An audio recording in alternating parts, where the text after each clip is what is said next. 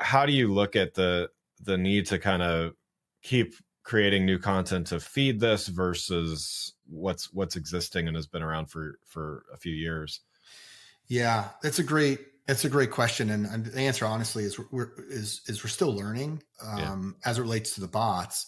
But as a media company, media publisher, we create content every single day, and we create very broadly speaking, two kinds of content. Right? There's news. Google just released the new algorithm update. We cover that, Right. and then there's the evergreen stuff. What is a CDP? What is a customer experience, and how do you be an expert in it? Yeah. That kind of evergreen content, along with things like the forthcoming 2024 version of the SEO periodic table, or any of the stuff that we've done kind of in the past.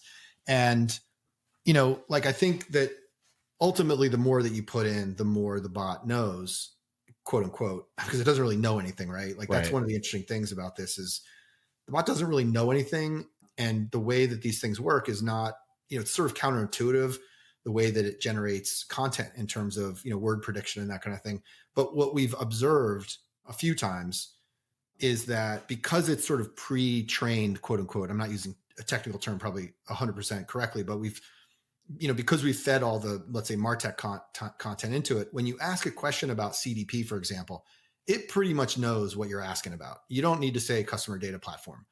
And that's not what you get when you go to, let's say, ChatGPT. It may know, it may not know, but you might have to tell it like, hey, think like a marketer. When I say CDP, you should know what I'm talking about. Yeah. The MarTech bot and the search bot kind of know already what you're talking about. And you can use acronyms. And again, it's a shortcut, right? It's a little bit of a cheat code. And I think what's amazing about what OpenAI and ChatGPT have done with their custom GPTs is very similar.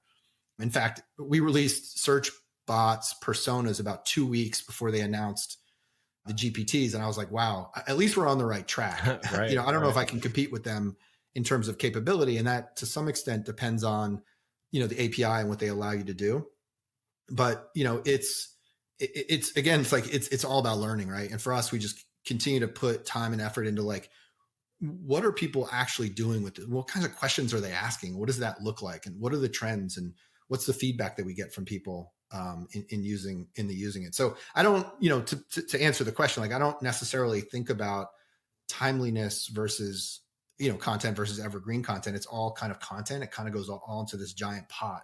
And what comes out really is highly dependent on what you've asked for to some extent.